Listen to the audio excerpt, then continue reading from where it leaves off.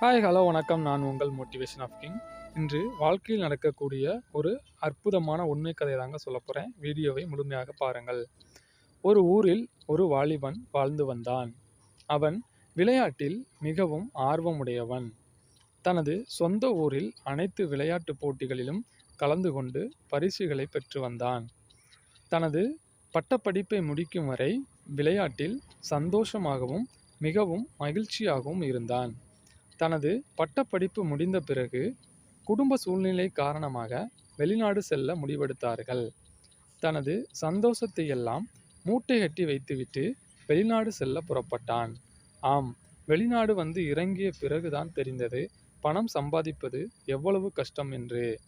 உண்ண உணவு கிடைக்காமல் ஒருவேளை சாப்பாட்டிற்கு கூட கஷ்டப்படுகிறான். காலையில் தேநீர் பைகள் மட்டுமே காலை உணவாகவும் மற்றும் கேண்டீன் சாப்பாடுகள் சரியில்லாமலும் சமைத்து சாப்பிட வழியில்லாமலும் காலத்தை ஓட்டுகிறான். ஆனால் வீட்டில் பெற்றோர்கள் கேட்டால் நன்றாக இருக்கிறேன், நன்றாக சாப்பிடுகிறேன் என்று பொய் சொல்லி தன் மனதிற்குள்ளே தன் கஷ்டங்களை அனுபவித்துக் கொள்கிறான். ஆனால் வெளிநாட்டிலும் வார இறுதியில் ஞாயிறு அன்று அங்கு தன் நண்பர்களுடன் விளையாட செல்வதுதான் மிக மகிழ்ச்சியாக இருக்கக்கூடிய ஒன்று. எப்பொழுது வார இறுதி வரும் என்று எதிர்பார்த்து கொண்டே இருப்பான். நாட்கள் செல்ல செல்ல பெற்றோர்கள் கல்யாணம், வீடு கட்டுதல் மற்றும் வீட்டு செலவுகள் என அதிகரித்து கொண்டே இருக்கும். தான் வாங்கும் சம்பளத்தை முழுவதும் வீட்டிற்கு கொடுத்துவிட்டு மாத இறுதியில் தனக்கு கூட செலவுக்கு இல்லாமல் மற்றவர்களிடம் கடன் கேட்கும் நிலைமைதான் மாதம் மாதம் நடந்தது. இதற்கு இடையில் தன் தங்கைக்கு நல்ல வரன் வந்திருப்பதாக அப்பா கூறினார். தம்பி, இது நல்ல வரன், எப்படியாவது கடன் வாங்கியாவது உன் தங்கைக்கு கல்யாணம் செய்ய வேண்டும் என்று கூறினார். அதேபோல் தன் தங்கைக்கு திருமணம் செய்வதற்காக தனக்கு தெரிந்த நண்பர்கள் அனைவரிடமும் கடன் வாங்கி கல்யாணத்தை நல்லபடியாக நடத்தி முடித்தான். அப்பொழுது அவனுக்கு வயது 27 ஆகிவிட்டது. எப்படியாவது தன் தங்கைக்கு வாங்கிய கடனை அடைத்து முடித்துவிட்டு பிறகு தனக்கு திருமணம் செய்ய ஒரு சிறிய வீடு கட்ட வேண்டும் என்று நினைத்திருந்தான். தன் தங்கைக்கு வாங்கிய கடனை அடைக்க முடியவில்லை. பிறகு வீடு கட்ட வேண்டும் என்ற நிலைமையும் தன்னை நெருக்கடிக்குள் உள்ளாக்கியது. தன் அப்பாவிடம், அப்பா, லோன் வாங்கி வீடு கட்டுங்கள் என்று கூறினான். அதேபோல் அவன் கூறியபடியே வங்கியில் லோன் பெற்று வீட்டையும் கட்டி முடித்தார்கள். பிறகு மாதம் மாதம் லோன் கட்டுவது, தன் தங்கையின் திருமண கடனை கொடுப்பது, இப்படியே அவனுக்கு வயது 32 ஆகிவிட்டது.